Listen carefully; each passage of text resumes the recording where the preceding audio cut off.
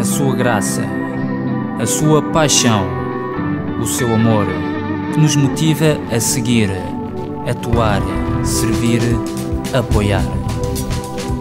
Mexe no nosso interior para viver, amar, alegrar e compartilhar. Esse sangue derramado na cruz do Calvário que nos limpa, nos salva, nos lava. Jesus é o nosso Rei.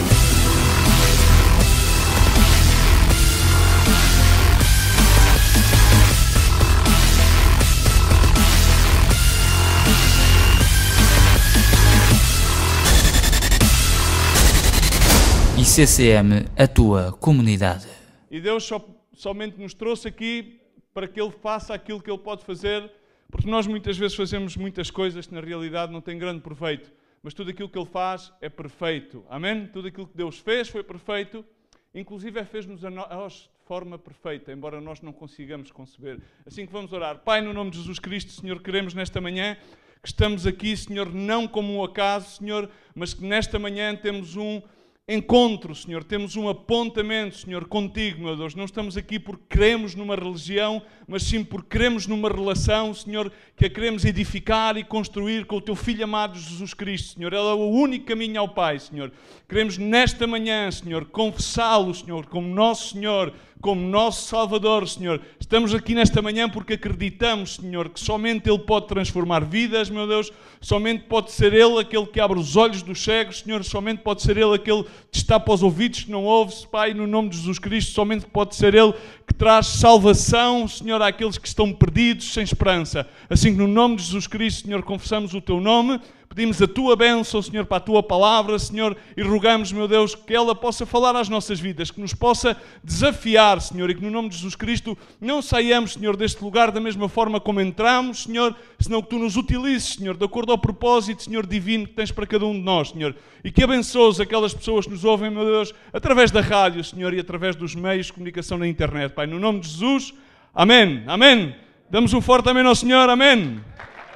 A palavra de Deus, vamos sentar-nos, já que tomar o assento é difícil porque ele não está em estado líquido.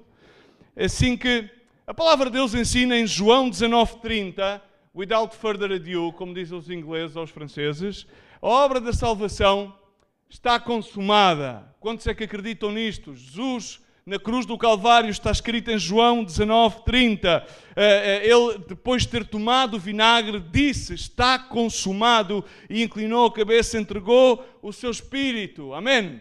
A palavra de Deus diz que Ele é o mesmo ontem e hoje e para sempre. Cada vez mais nas nossas gerações, o cristianismo hoje em dia parece que está embebido num bálsamo de banho-maria, que uma vez que Deus fez tudo, somente basta acreditar, somente basta confessar o seu nome, e na realidade a obra está consumada. Mas entre aquilo que Jesus Cristo fez na cruz do Calvário e a sua segunda vinda, ainda há algo mais a fazer. Deus otorgou-nos algum tipo de responsabilidade. A palavra de Deus diz em Colossenses 1:17 que Ele é antes de todas as coisas e nele subsistem todas as coisas. No verso 20 diz, Ele fez paz por meio da sua sangue na cruz, por meio dele reconciliou consigo todas as coisas, tanto as que estão na terra como as que estão nos céus. E a vós, diz comigo, a vós também, que outrora eram estranhos e inimigos no entendimento pelas vossas obras, diz comigo, obras, mas agora, contudo, vos reconciliou no corpo da sua carne, pela morte, a fim de que perante Ele vos apresentar santos, sem defeitos e irrepreensíveis. Amém? É um milagre como, apesar de todas as coisas, de uma forma que nós não podemos conceber, Jesus Cristo olha para nós e apesar que ainda que nós, na nossa própria essência genética, sejamos constituídos pecadores, Ele vê-nos irrepreensíveis, santos, por aquilo que Ele fez na cruz do Calvário. Amém? Por isso, o título da mensagem esta manhã, eu punha-me a pensar qual seria o título, ok? E provavelmente, eu quero ver se faz sentido para ti. Se não fizer, provavelmente é porque eu estou um bocadinho fora de tom. E o título da mensagem é Ele mesmo, o mais improvável. Mas a questão é que ele mesmo não se refere a Jesus Cristo, mas refere-se sim a uma personagem do Antigo Testamento, que nós vamos ler uma história que provavelmente alguns de nós já ouvimos falar. Repetidamente, alguns de nós inclusive já pregámos acerca disto, já dissertámos, já ensinámos acerca desta história, e vamos falar acerca de Elias e Eliseu. E o mais improvável era Eliseu. Muitas pessoas pensam que são as mais prováveis, nomeadamente outras pessoas, no entanto, são as mais improváveis. Jesus Cristo veio a salvar aquilo que estava perdido. Jesus Cristo veio a chamar aquilo que era o improvável, para que passasse a ser o provável. Para que ele se pudesse provar e manifestar naquilo que era improvável. A palavra de Deus, continuando a ler Colossenses, no verso 23, diz: se é que permaneceis na fé, fundados, firmes, não vos deixando separar, apartar da esperança do Evangelho que ouvistes, que foi pregado a toda a criatura cá debaixo do céu, e do qual Paulo foi constituído ministro. Agora, não podemos separar-nos da esperança, da fé no Evangelho no qual nos é pregado. Temos que permanecer, diz comigo, permanecer. Falámos um destes fins de semana em permanecer na casa, permanecer nos átrios da casa do Senhor, para que possamos diz comigo, frutificar, plantados, ser sal, ser luz, ser vitoriosos. Todos nós gostamos de ser... Quem é que não gosta de ser vitorioso em Cristo Jesus? Mas hoje ainda, quando nós entramos em lugares onde há pessoas que se congregam, é muito estranho. Muitas das vezes nós entramos em sítios onde há pessoas que se congregam no nome de Jesus e vamos a outros sítios onde também há pessoas que se congregam. E na realidade há sítios nos quais tu entras e há uma irradiação de vida, de alegria, e tu sentes que é genuíno, sentes que e entras noutros sítios que assim não há esse palpar de vida. Significa que há muitos que, apesar de confessarem o seu nome, de conhecerem o seu nome, não estabeleceram ainda uma relação com Jesus Cristo. Porque há muita gente que pratica religião. Eles confessam o Deus, eles acreditam que Jesus Cristo morreu na cruz do Calvário. Glória a Deus! Há milhares. Eu creio que hoje em dia, nunca na história da Igreja se pregou tanto o Evangelho, nunca houve tantos meios pelo qual a sua palavra pode ser propagada como hoje. Por todo o mundo. É como que a grande comissão esteja, na verdade, a ser, de certa maneira, a ser apressurada a que se cumpra. As profecias estão a ser apressuradas. Mas, no entanto, ainda hoje, na casa de Deus, há muitos que se sentem estranhos. Não entendem a palavra da obra consumada. Significa, na realidade, nas suas vidas, não está evidenciada a transformação da relação com Jesus Cristo. Porque a palavra de Deus diz em Efésios que o velho já passou. E quando o velho já passou, significa que tudo foi feito de novo. Então, porquê é que vamos buscar o velho e trazê-lo àquilo que pressupostamente tem que ser uma nova vida de relacionamento com um Deus que não está morto, mas está vivo? Amém? Então, muitas das vezes são muitos que caminham a peregrinação de religião e não de relação.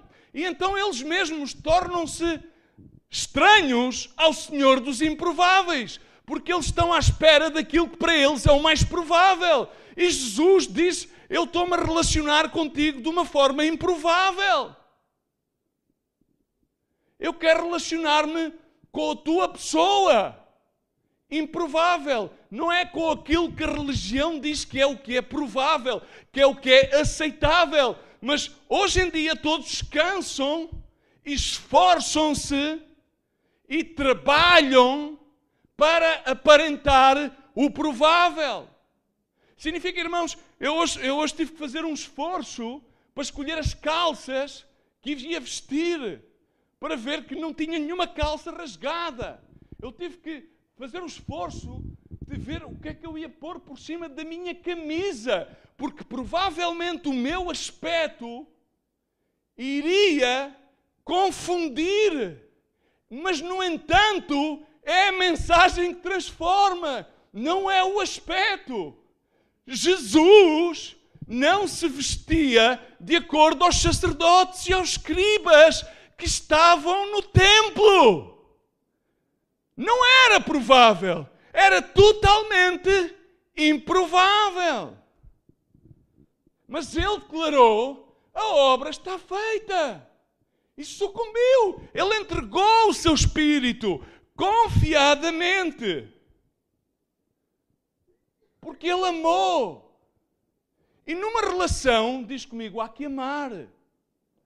Estamos aqui? Mas tu não podes amar sem confiar. Quem ama e desconfia, na verdade, não ama. Porque o pilar-chave do amor é a confiança. E o verso de João 3,16, há aqui um ícone deste verso que muita gente se esquece de ensinar. Diz assim, vamos parafrasear este verso rapidamente. Isto é só a introdução, ok? Provavelmente eu não vou conseguir passar toda a mensagem. Diz, porque Deus amou o mundo. Uau! É incrível. Mas a igreja separa-se do mundo como sistema. Mas temos que amar. Como é que tu vais salvar o improvável por meio da mensagem do Evangelho se tu não o amas, tu não o aceitas? Ai, tem mau aspecto, cheira mal, tem feridas. Como é que tu vais te relacionar com estes dilemas?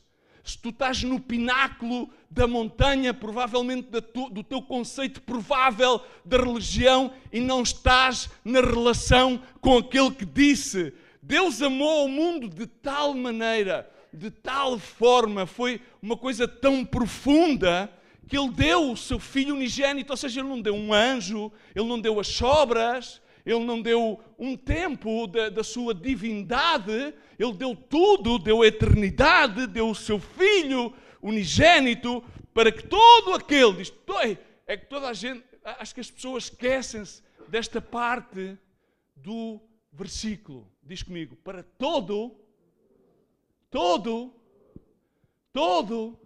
Então porquê é que tu fazes exceção de pessoas?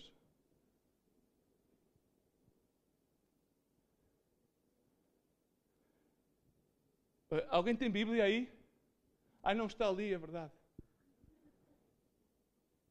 Para que todo, ou seja, não diz para aqueles que se vestem como cristãos, não diz para aqueles que são evangélicos, não diz para aqueles que vão à igreja, não diz para aqueles que se decidem bautizar, não diz para aqueles que decidem crer, diz para todo. Este todo é amplo, é universal, é para toda a criatura, todo aquele que o Pai criou à imagem e semelhança do seu Filho unigênito, feitura sua, somos nós, as suas criaturas, predestinados para sermos salvos, para sermos o irmão dos quais Ele foi o primogênito de entre muitos. É tremendo, mas a profundeza do todo. Não um grupo restrito, não uma elite, mas temos que aceitar este simples facto. Mas nós estamos a tornar-nos numa elite. Uma elite de senhores e senhoras que um dia andavam desgarrados, que um dia estavam perdidos, cheios de feridas, e que alguém disse: eu amei-te incondicionalmente, eu amo-te e aceito tal qual como tu és.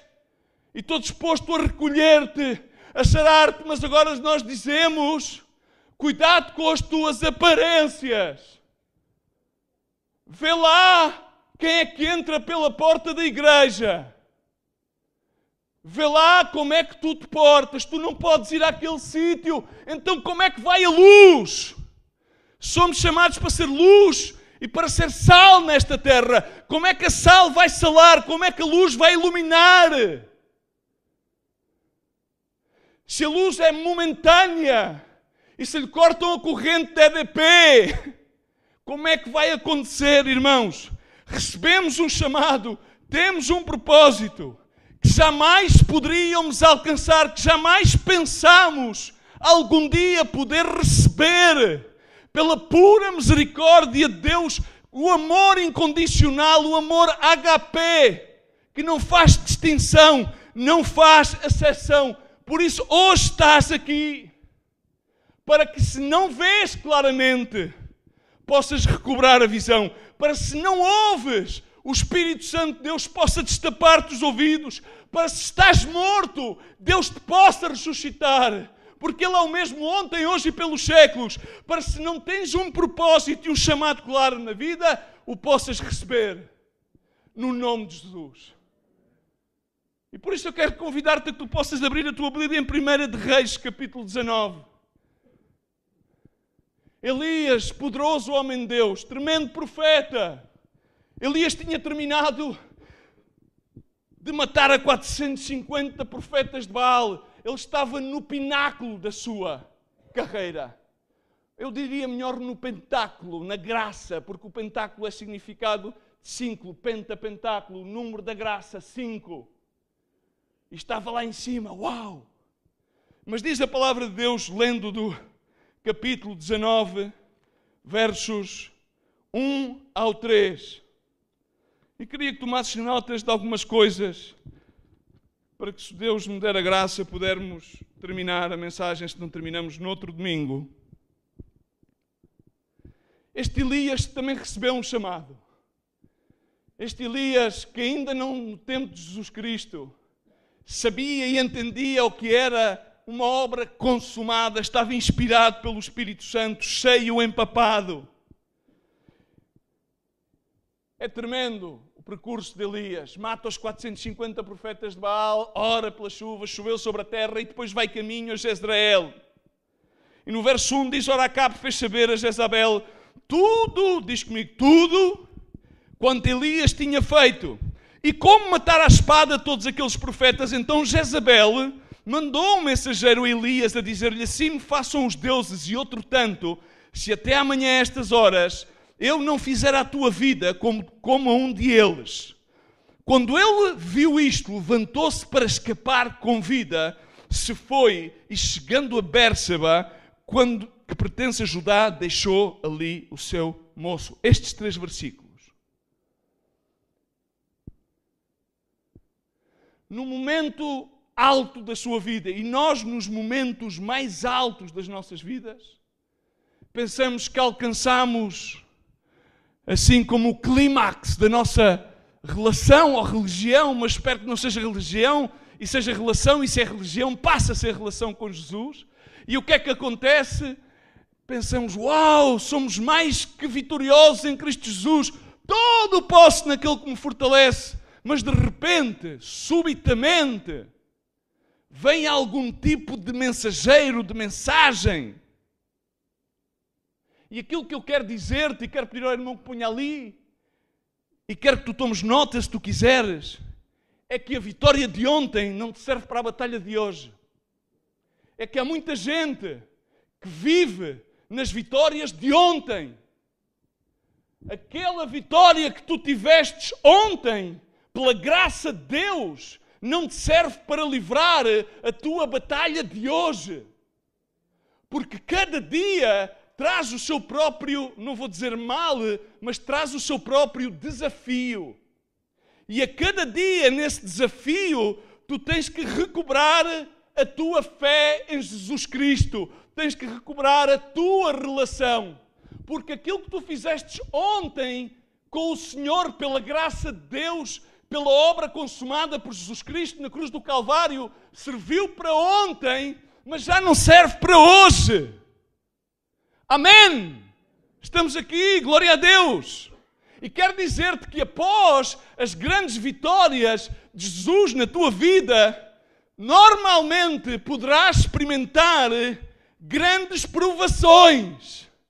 para que não deixes dormir a tua fé, para que não adormeças, porque a fé é viva, uma relação tem que se manter viva, uma relação conjugal tem que se nutrir, e a relação da noiva com Jesus Cristo requer que nós nutramos, que nós mantenhamos. Um marido e uma mulher necessitam de nutrir a sua relação.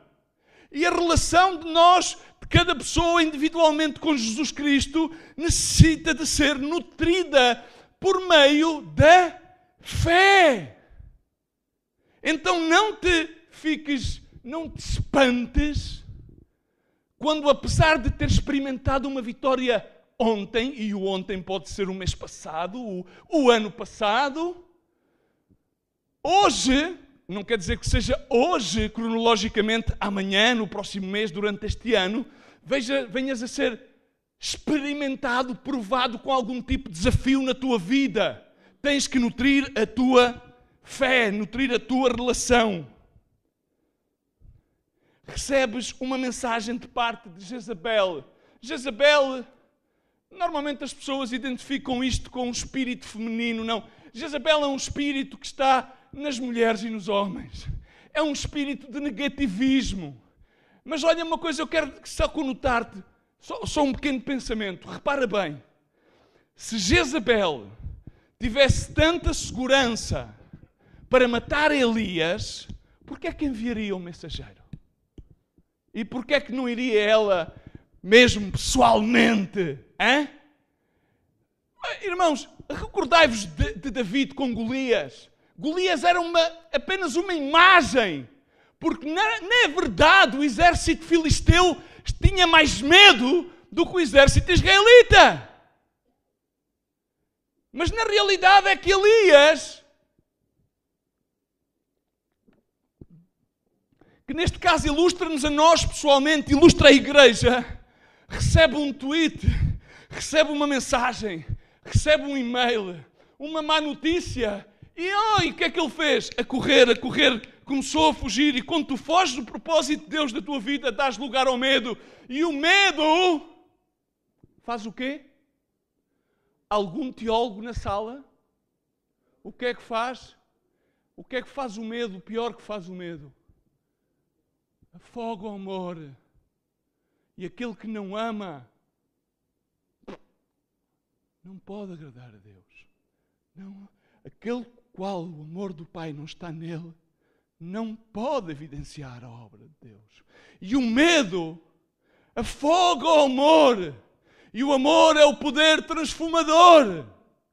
É o amor. Então, irmãos, quando tu foges do propósito de Deus, e na realidade aquela mensagem teve nada mais, nada menos do que o poder para afastar Elias do propósito que Deus tinha alinhado para a vida dele. E muitos de vocês, muitos de nós, muitas vezes permitimos ser afastados do propósito de Deus porque enviam-nos uma mensagem que nos é enviada por um espírito, Jezabel, um espírito de cotilhice, de murmuração, um espírito do diz que disse, parece-me que, olha que, vê lá que, e deixamos-nos empapar, porque na realidade se Jezabel tivesse a confiança de que poderia fazer algo ao ungido de Deus, ela teria ido pessoalmente, mas não foi, mandou um mensageiro e nem sequer chegou a ir, porque ela tinha mais medo de Elias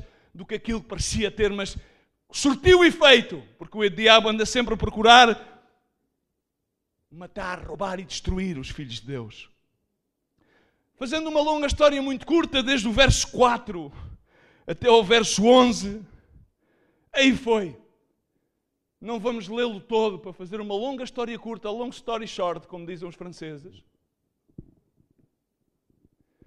Fugiu para o deserto. E assim andam muitos, fugidos nos seus desertos emocionais, sentimentais, religiosos. E fogem e metem-se dentro daquilo que... Ele diz, ele desejou tirar a sua própria vida. Porque ele pensou que não era tão bom como os seus pais, ele seria exatamente como os seus pais, estaria exatamente a fazer o mesmo ou pior que os seus pais. Ele pensou que era melhor. O conceito de Elias era, eu tinha que ser diferente dos meus pais. Então ele, Senhor, tira-me a minha vida. Sabes o que é que se chama isto? Autocomiseração. E há muito cristão no deserto da autocomiseração. O inimigo atemorizou-te e levou-te ao lugar da autocomiseração. Muitos alimentam-se em autocomiseração, na realidade contém um Deus que é muito maior que qualquer circunstância, contém um Deus que é maior de qualquer mensagem negativa. Mas há muitos a alimentarem-se da sua própria autocomiseração porque não querem enfrentar o desafio de amanhã, porque na realidade não nutrem a sua relação individual e pessoal com Jesus Cristo, porque na realidade muitas vezes estão num patamar, numa plataforma de religião. Mas a boa novidade é que no deserto Deus sempre tem preparado um banquete. E Deus alimentou Elias. Ele alimentou Elias porque ele tinha um propósito. E foi levá-lo, que ficava a 180 milhas, o Monte Horebe, o monte que significa casa de Deus. E Deus nos desertos, na sua misericórdia, porque Deus é um Deus de misericórdia, as suas misericórdias são novas a cada dia, Ele prepara-te um banquete com a sua palavra, Ele envia-te mensageiros, Ele envia-te a palavra, Ele envia-te estímulo, Ele envia-te ânimo, Ele envia-te correção, para trazer-te de volta ao seu monte, ao monte da sua presença, ao monte da sua casa. Mas na casa de Deus, quero dizer-te uma coisa, não permitas na casa de Deus, não faças aquilo que fez Elias. Elias chegou ao monte e pôs-se numa cova. Presume-se, os estudiosos das várias escolas, que aquela cova onde se meteu Elias foi provavelmente a cova onde esteve Moisés quando viu passar a glória de Deus. E aí pôs-se, outra vez a justificar-se. Não, Senhor, é que só sou eu, é que sou justo, o meu zelo. A justificar-se. E muitos justificam-se com os seus raciocínios, com os seus preconceitos religiosos, com os seus ideais. Não te ponhas nesse. Mas foi aí no monte, na casa de Deus, e há muitos colocados na casa de Deus. Deus preparou-lhes um banquete. Deus trouxe-os na sua misericórdia ao seu monte, à sua casa. Mas os seus preconceitos, os seus raciocínios e os seus prejuízos aprisionam-nos numa cova. Ele leva-te ao seu monte, mas leva-te ao seu monte, à sua casa, para limpar-te, para livrar-te, para abrir-te os olhos, para liberar o teu coração. Não permitas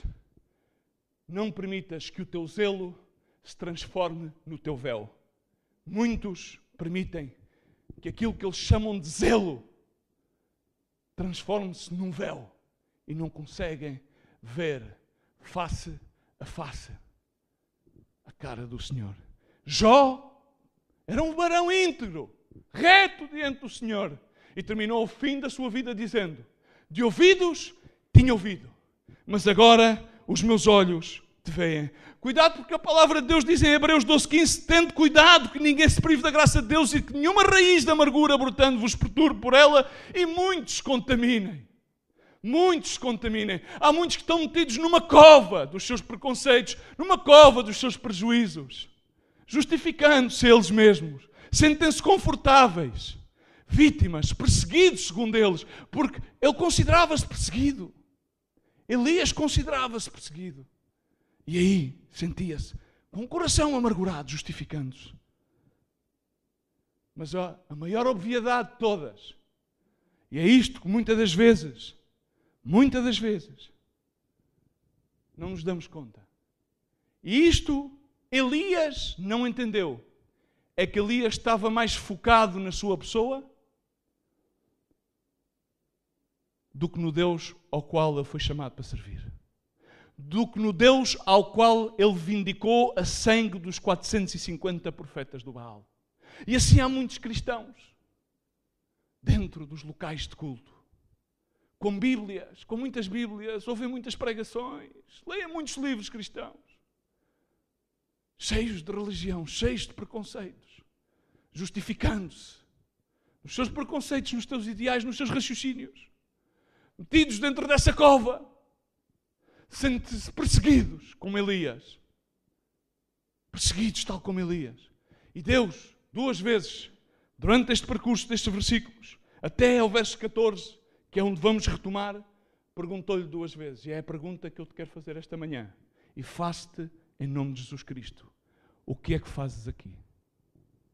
2 vezes perguntou-lhe. E as 2 vezes que perguntou, Elias, que fazes aqui? Recebeu sempre a mesma resposta.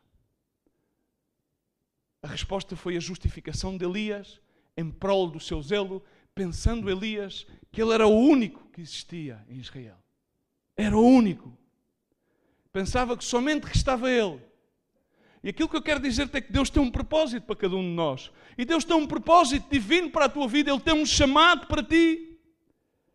No verso 14 respondeu ele, dizendo: tenho sido muito zeloso pelo Senhor Deus dos exércitos, porque os filhos de Israel deixaram o teu pacto. Senhor, sou eu. Senhor, os outros já não te honram. É como lá, se diz lá na minha terra, com o mal dos outros para o seu bem. Porque é que tu não orientas a tua relação pessoal para o Deus da salvação, em vez de orientares-a para ti mesmo? Porque era aquilo que estava a fazer Elias. Derrubaram os teus altares e mataram os profetas à espada. E tu repara ver as vezes que Elias repete o eu. E eu, somente eu. Senhor, Senhor a mim, Senhor a minha família, Senhor o meu ministério, Senhor eu é que sei, Senhor, eu sou perseguido, Senhor, eu amo, Senhor, eu trabalho para ti, Senhor, eu e a minha casa, Senhor, Senhor. E o Senhor diz-te: oh filho, então e eu? Então, e eu que fui à cruz por ti, já não te recordas de mim? E é tão óbvio que Elias estava totalmente centrado nele. E é tão óbvio que grande parte dos filhos de Deus que creem no nome de Jesus Cristo estão mais centrados neles, no Deus que pagou com preço a salvação das suas almas e das suas vidas. Então ali, e é isso que eu quero hoje, no nome de Jesus Cristo, dizer-te o que está escrito no verso 15. Palavra de Deus. O Senhor disse-lhe, o Senhor diz: vai e volta pelo teu caminho de deserto a Damasco. E o Senhor hoje diz-te: vai e volta ao único caminho. E se não conheces esse caminho, eu quero dizer-te que Ele é o único caminho. Eu sou a verdade, o caminho e a vida. Ele é o único caminho a Jesus Cristo. Ninguém vai a Ele. Ninguém vai ao Pai senão por Ele, diz a palavra do Senhor. Ninguém, eu sou o caminho, a verdade e a vida. Ninguém vai ao Pai senão por mim. Volta ao caminho. Volta a Jesus. Volta a centrar-te, em vez de dizer eu, diz Senhor, tu. Em vez de Senhor, Senhor, eu penso desta maneira, Senhor, provavelmente esta opção é melhor para a minha vida, diz Senhor, seja feito conforme a tua vontade, Senhor. Seja feito aquilo que tu digas, Senhor. Em vez de que a tua opinião conte, diz Senhor, qual é a tua opinião para mim? Qual é o teu desígnio para mim? Qual é o teu propósito para mim? Tens que voltar ao caminho. E foi. E Elias cumpriu. Porque eu quero dizer, normalmente no Antigo Testamento, depois, por exemplo, o chamado de Isaías foi diferente. O chamado de Zacarias foi diferente, pois foi uma revelação tremenda de Deus. Mas aqui há uma história incrível. É que aqui é um chamado, porque em seguida começa-lhe a dar Deus, deu-lhe então aqui as instruções daquilo que eu tinha que fazer. Bom, vai pelo caminho a Damasco, unge Hazael, rei sobre Síria, também a Jeú, filho de Nisi, ungirás a Deus de Israel, também ungirás como rei de Israel, e também, vamos aqui, eu disse que ia falar sobre Eliseu, não é? 32 minutos. Eu acho que com mais 10 minutos consigo, como dizem os franceses, wrap it up. Se não é um rap do McDonald's, a gente faz o almoço, ok? Então, também Eliseu, filho de Safate, de Abel Meolá, ungirás a profeta em teu lugar. E agora aqui, 17, e há de ser que escapar das espadas. Vamos passar um bocadinho mais à frente. Então partiu, pois, Elias dali e achou Eliseu, filho de Safate, que andava... Alguém pode ler isto por mim? Alguém que tem uma Bíblia aberta, que é para eu beber um pingo de água, se faz favor? No verso 19. Em voz alta.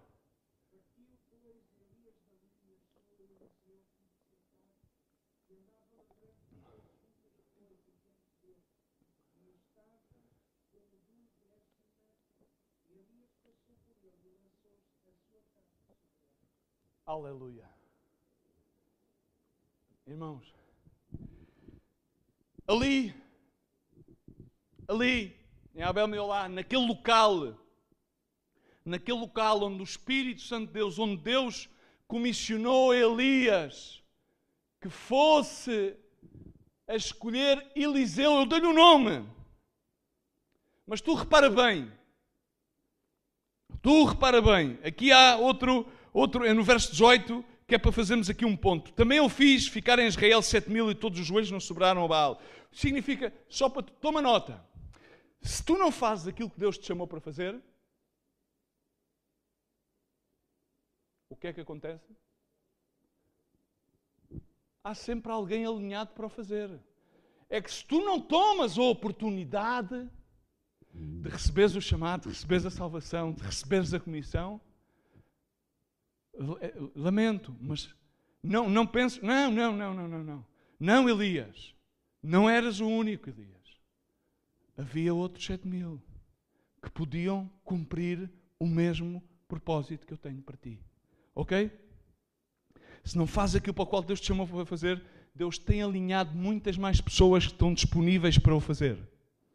Muitas mais pessoas. Volta ao caminho, faz aquilo que Deus te enviou para fazer. E então ele encontrou Eliseu. Agora aqui é que está. O ministério de Eliseu é iniciado através de Elias. O chamado. Mas aqui há uma coisa muito curiosa. É que na terra onde estava Elias, segundo as diversas escolas, ali existia uma escola de profetas. Verdade, irmão Faria? Ali existia uma escola de profetas. O título da mensagem é Ele, o mais improvável. E nós dizemos, bom, eu estou preparado para o ministério, eu sou mais maduro, eu já sei, eu já conheço, eu posso, eu faço.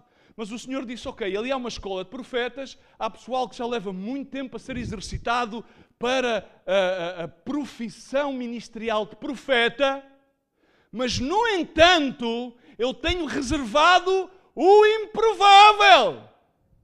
E o improvável, passo-me a expressão, estava a lavrar a terra com 12 juntas de bois e ele estava agarrado ao arado a cheirar os traseiros das 12 juntas de bois e a trabalhar de sol a sol. Ele estava a fazer algo que não era de grande glamour. Algo que não seria muito bem pago. Algo que não seria altamente recomendável, reconhecido e louvável naquela altura. Mas Eliseu era um homem de trabalho. Ele não andou à procura do manto. Dá-me o manto da unção. Elias, dá-me o manto. Ele estava no momento certo, na hora certa, humildemente a fazer aquilo que lhe competia.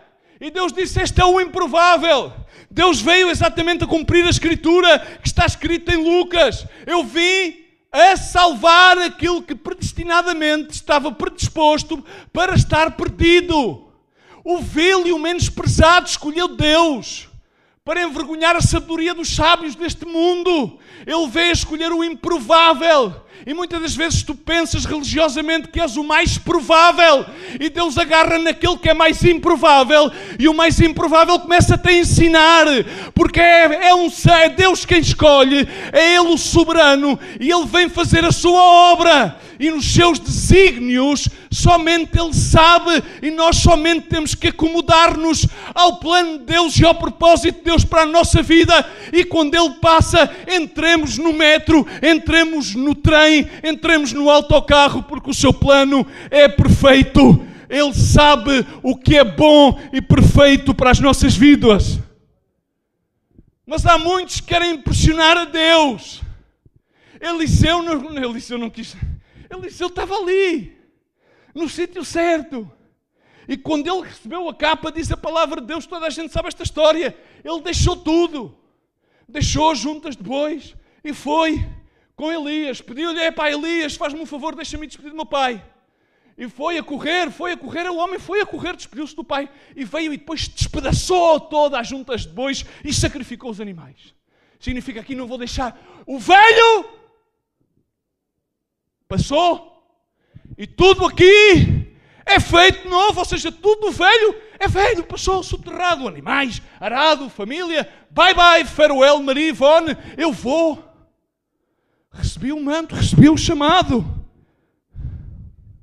A grande parte das pessoas hoje em dia na igreja cristã, irmãos, a palavra de Deus diz em Lucas 9:62, ninguém que lança a mão do arado e olha para trás é apto para o reino dos céus. A maior parte da vida é que as pessoas passam o tempo a olhar para trás. E depois é lógico, um cego e a outro cego caíram num buraco, e quando tu vais com a mão no arado a olhar para trás, o mais normal é que batas com a cabeça na parede. É ou não é? Fisicamente, penso que sim. Onde é que estava Eliseu? 39 minutos, tenho mais 5. Onde é que estava Eliseu? O que é que estava Eliseu a fazer? Ele estava na tenda a orar. Ele estava no culto. Ele estava a fazer o quê? Ele estava a fazer o mesmo que Deus. Teologicamente vamos justificá-lo, ok? Gênesis 2:2. Ora, havendo Deus completado o dia 7º, a obra que tinha feito. Deus trabalha. Esta hora trabalha. Jesus Cristo respondia a isso aos fariseus e aos escribas. Não é lícito. O meu pai até agora trabalha. E descansou nesse dia de toda a obra que fizera. Mas é que hoje em dia, como nós dizemos, não, mas é que a obra já está consumada. Mas, Luís Miguel, mas isto, o pacto da graça, não é que a gente está tudo e é só a gente. Não. Nós somos o templo do Espírito Santo. Jesus Cristo pagou, consumou, pagou os nossos pecados. Ele veio para salvar-nos, Ele veio para dar-nos salvação, Ele veio para dar-nos visão, Ele veio para destapar os nossos ouvidos, Ele veio para sarar as nossas feridas, Ele veio para fazer milagres, e ainda os faz hoje em dia. Mas calma! Deixou-nos uma comissão. Entre a cruz e a segunda vinda, nós temos algo a fazer. E esse a fazer é um trabalho digno. Pôr a mão no arado. Mas não é só fazer as coisas glamourosas. Há que fazer as coisas que não são tão glamourosas. Estamos aqui. Há que servir de forma menos glamourosa. Há que ter menos preconceitos. E há que realmente amar. Em Mateus 6:1, irmãos, teologicamente temos que ver mais uns versículos para nós alicerçarmos a palavra e que a palavra venha alicerçar no nosso coração. Os alicerces da fé. Porque a fé vem pelo ouvir e ouvir a palavra de Deus. Muitas pessoas não gostam de ouvir a palavra. Gostam de formular ideias acerca da palavra. Gostam de ter opiniões acerca da palavra, mas não gostam de ouvir a palavra. E o ouvir a palavra é que gera fé, é que nutre fé. Eu não consigo dormir sem ouvir pelo menos todos os dias 2 ou 3 predicações. A palavra alimenta-me. À parte de ler, ouvi-la. Ouvi-la. Ouvir. Guardai-vos de fazer as vossas obras diante dos homens para seres vistos por eles. De outra sorte não tereis recompensa junto do vosso Pai que está nos céus. Porque há muita gente que trabalha para impressionar. Não podemos impressionar a Deus. Deus não quer impressionistas. O versículo da nossa vida, o versículo que devia ser lema na vida de cada um de nós, é que há muitas pessoas que dizem, não é que trabalhar para Deus, ter esta comissão parece... Não, é que a vida... Irmãos, na realidade, eu no outro dia estive num local, eu fiquei constrangido. Porque eu vi tanta alegria, comecei-me a perguntar e comecei-me a questionar. Mas porquê é que às vezes nos nossos lugares não há tanta alegria? E Deus respondeu-me a várias coisas. Está-me a responder, está-te a responder. É que há muitas pessoas que levam um fardo pesado porque estão dentro da cova como Elias. Preconceitos, prejuízos e agendas. Sou só eu. Não é só tu. Deus não necessita de nenhum de nós. Ele deu-nos o privilégio, não entendemos isto. É que nós sempre queremos ser as co-estrelas com o Senhor. Co-chiefs. Mas não queremos ser colaboradores. Quando não há destaque, já não nos interessa servir. Mas Elias estava atrás do traseiro, repara bem, de 12 juntas de bois. E nós, penso que somos ainda um povo agrícola nesta nação lusa. Sabemos que os bois, quando lavram, pelo esforço que fazem, tal como os cavalos, quando galopam, vão deixando rastro. Vão deixando uma guia. E Elias tinha que cheirar e provavelmente desviar-se, ou se calhar nem isso, porque ele tinha que seguir a lavrar. E nós fomos chamados para estar na lavoura do Pai. É um privilégio tremendo. E provavelmente temos que cheirar muitos traseiros e limpar muitos traseiros e muitas outras coisas mais. Mas isso não tem que ser um fardo, é uma alegria. Temos que irradiar alegria, mas não é alegria ao domingo.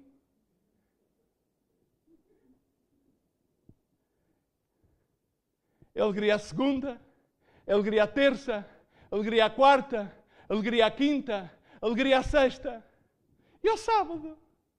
Amém, irmãos? Versos para a nossa vida. 1 Coríntios 15, 58. Portanto, amados irmãos, sede firmes e constantes, sempre mudantes na obra do Senhor, sabendo que o vosso trabalho não é vão. Não é em vão, dependendo das versões bíblicas, não é em vão no Senhor. Deus é glorificado através das nossas boas obras para as quais de antemão Ele tinha preparado para que nós caminhássemos nelas com as mãos no arado. Quando Deus precisa de limpar as casas de banho da igreja, provavelmente é o lugar no qual Deus te pode utilizar para glorificar-se. Mas é que ninguém vê. Não precisas de ver. Deus vê a atitude do teu coração. Deus vê quando tu fazes as coisas com devoção, com gratidão. O problema de muitas vezes não irradiar alegria é que faz para impressionar. Então só gostam de fazer aquelas coisas que são...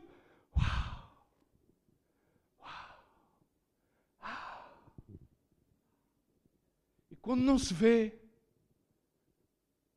mas quando não se vê é que faz toda a diferença. O grande serviço a Deus é feito nas pequenas oportunidades de servir. Assim resplandece a vossa luz, Mateus 5,16, diante dos homens, para que vejam as vossas boas obras e glorifiquem o vosso Pai que estás no céu. A salvação não se obtém pelo trabalho, mas a salvação é ocupada através do trabalho. Trabalhai, pois, a vossa salvação. Ocupai-vos da vossa salvação. Ocupai-vos da mensagem da salvação. Porque pela graça sois salvos, sabemos que sim. Mas revisemos Efésios 2,10. Porque somos criaturas, feituras suas, criados em Cristo Jesus, para boas obras. Para boas obras. Para boas obras, para bons trabalhos, que Ele de antemão, trabalhos de bondade, trabalhos no qual emanamos a gratidão, trabalhos no qual fazemos-os com bom ânimo, voluntariamente. Irmãos, em algum ponto, temos de deixar de falar e agir. Em algum ponto, temos de agarrar o arado. Eliseu ia ser profeta, mas não estava na escola dos profetas. Estava com a mão no arado. Eliseu estava disponível. Eliseu estava agradecido. Eliseu não era um contestatário.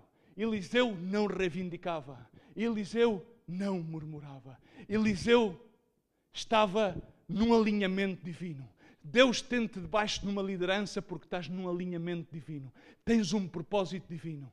E Eliseu agarrou-se a Elias, aprendeu com Elias e até ao último momento, quando Elias foi arrebatado, Eliseu esteve ali e não queria que ele largasse, não queria largar, queria estar com Elias, queria aprender com Elias, queria aprender com o seu mestre. Deus escolhe o improvável, não escolhe o notável. Deus quer lançar o seu manto, Deus quer lançar o seu monte sobre os que estão disponíveis, sobre os que estão agradecidos, sobre os que têm uma atitude voluntariosa, sobre aqueles que estão disponíveis ao trabalho menos glamouroso, aqueles que estão disponíveis a pôr a mão no seu arado, aqueles que não anseiam o manto, aqueles que simplesmente estão a fazer aquilo que têm que fazer no local onde Deus o coloca, sem desejar nem ansiar nada mais do que perguntar-lhe a Deus: agrado-te, Senhor? Estou-te a agradar, Senhor? Qual é a tua vontade para a minha vida? Deus é que lança o manto, nada mais lança o manto. Para terminar, Mateus 9:37, então disse Jesus aos seus discípulos: a seara é grande a seara. Parece um lamento, mas não é um fado. Mas os trabalhadores são poucos. Rogai, pois, ao Senhor da seara. Rogai, orai.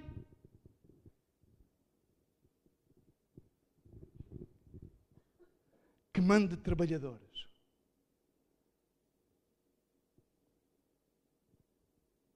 Para a sua seara. Os campos estão brancos, diz a palavra de Deus, para a ceifa, em Apocalipse. Reparem bem, Jesus não disse que mandasse profetas, pastores, discípulos, nem crentes, nem bandas evangélicas, nem evangelistas. Ele disse: rogai, pois, ao Senhor da seara que mande trabalhadores para a sua seara. Já está bem de opiniões, já está bem de opções e de muitas outras coisas em hoje. Há poucos trabalhadores, mas a seara está pronta. Precisamos de homens e mulheres que arregassem as mangas e trabalhem. Mas não confundamos o trabalho, porque o trabalho começa por emanar os frutos do Espírito. Alguém sabe os frutos do Espírito? Tais como bondade, tais como longanimidade, mansidão, alegria, paz, gozo, que é alegria. És bondadoso com o teu próximo. Dás sem esperar nada em troca.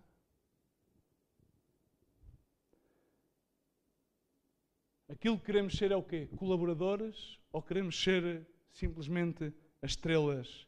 Queremos ser os líderes? É tempo de desejarmos não ser líderes, mas sermos colaboradores e trabalhadores.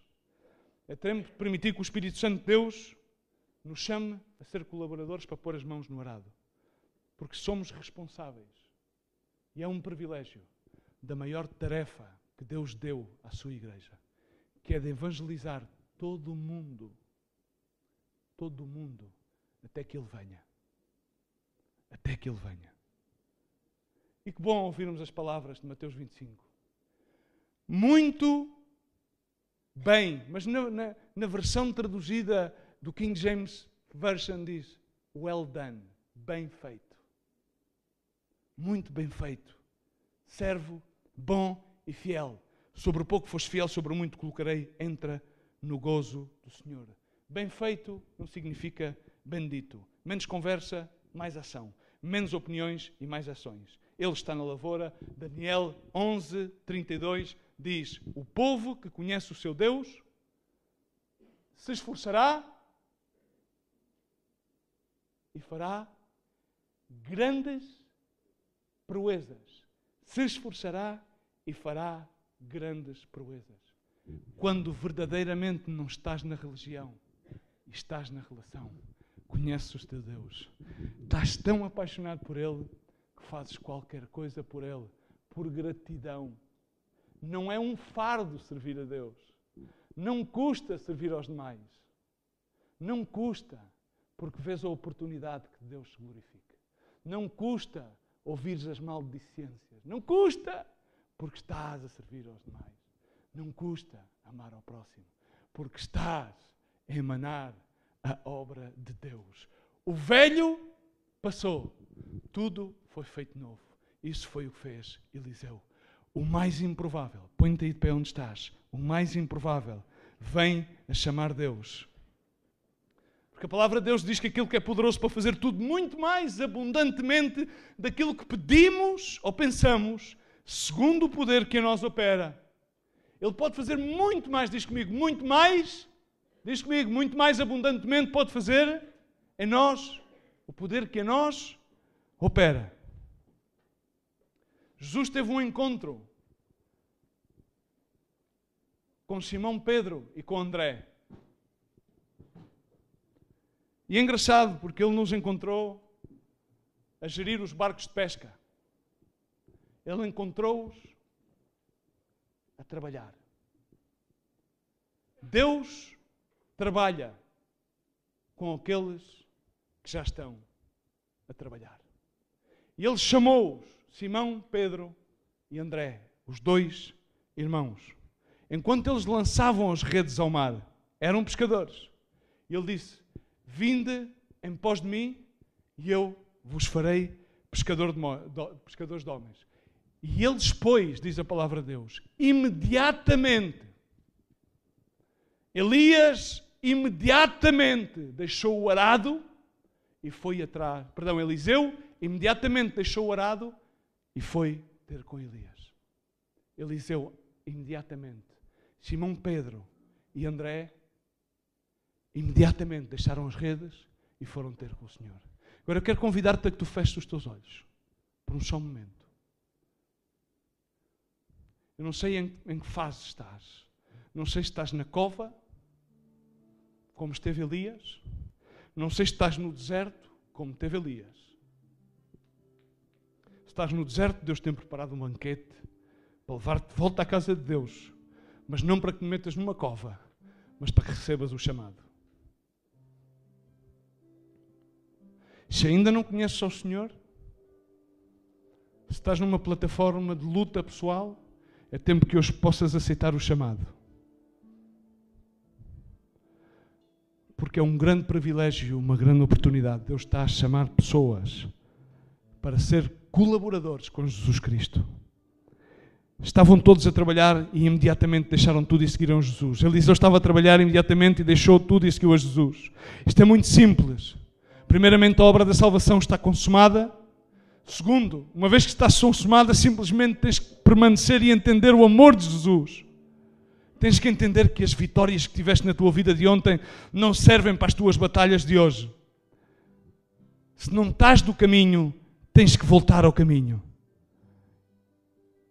E no nome de Jesus, recebe o chamado. Vou contar até 3. À primeira, sabemos que Jesus Cristo morreu na cruz do Calvário e não morreu por acaso. Ele morreu e ressuscitou ao terceiro dia, para que todo aquele que nele creia, todos creiam no nome de Jesus Cristo, no seu coração, e o confessem na sua boca. Recebam salvação, sejam salvos. A Bíblia diz, perentoriamente, que hoje é dia, agora é momento oportuno, agora, não amanhã, não daqui a pouco, é momento oportuno, é momento de salvação para a tua vida. E a terceira, simplesmente tens que fazer uma coisa, aceitar o chamado de Jesus Cristo, aceitar aquilo que Jesus fez por ti e receber da mesma maneira que que Eliseu recebeu o manto de Elias, da mesma maneira que Simão, Pedro e André receberam o chamado, deixaram tudo e levantaram-se e seguiram a Jesus Cristo. Eu hoje desafio-te a que tu não saias deste lugar sem aceitar, se não aceitastes, sem aceitar Jesus Cristo como teu Senhor e Salvador. Se queres aceitar a Jesus Cristo como Senhor e Salvador, simplesmente levanta a tua mão aos céus. Levanta a tua mão esquerda aí aos céus onde tu estás. por um momento, simplesmente tens que aceitar aquilo que Jesus Cristo fez por ti na cruz do Calvário. Nada mais que aceitar aquilo que Jesus fez por ti na cruz do Calvário. Faço outro chamado para aqueles que aqui estão.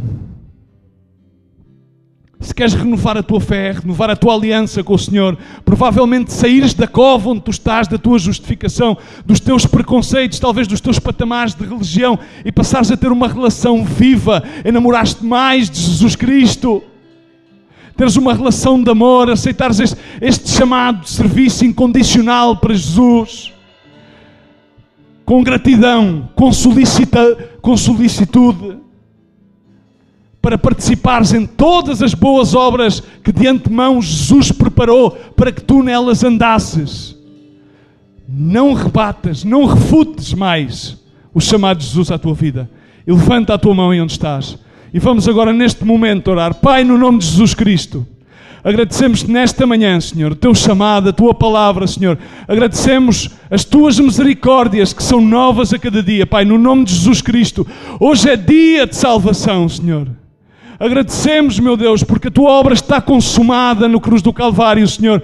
Mas agradecemos a oportunidade que nos dás, meu Deus. Podemos ser colaboradores contigo, Senhor. Ser participantes, meu Deus, na tua obra. Estarmos juntamente contigo na tua seara. Pai, hoje no nome de Jesus. Traz renovação àqueles que a necessitam, Senhor. Senhor, onde há angústia, Senhor, aí deposita alegria, Senhor. Onde há turbação, Senhor, aí vem trazer claridade, Senhor, clarividência, visão, Pai, no nome de Jesus Cristo, Senhor. Senhor, onde há maus pensamentos, Pai, no nome de Jesus, Senhor, vem trazer a tua revelação de fé, Pai, e de ciência, Senhor. Pai, hoje no nome de Jesus Cristo, Senhor, eu peço-te, Pai, no nome de Jesus Cristo, se há aqui alguém, Senhor, que hoje está a fazer aliança contigo, a receber-te como Senhor e Salvador, que a tua salvação se manifeste às suas vidas. Pai, no nome de Jesus, levanta homens e mulheres que estejam dispostos a pôr a sua mão no arado, a glorificar o seu nome, Senhor, e a dar-te a ti toda a honra e toda a glória por sempre, Pai. Obrigado por tudo, Pai, no nome de Jesus. A ti, Senhor, rendemos toda a honra e toda a glória por sempre. Amém.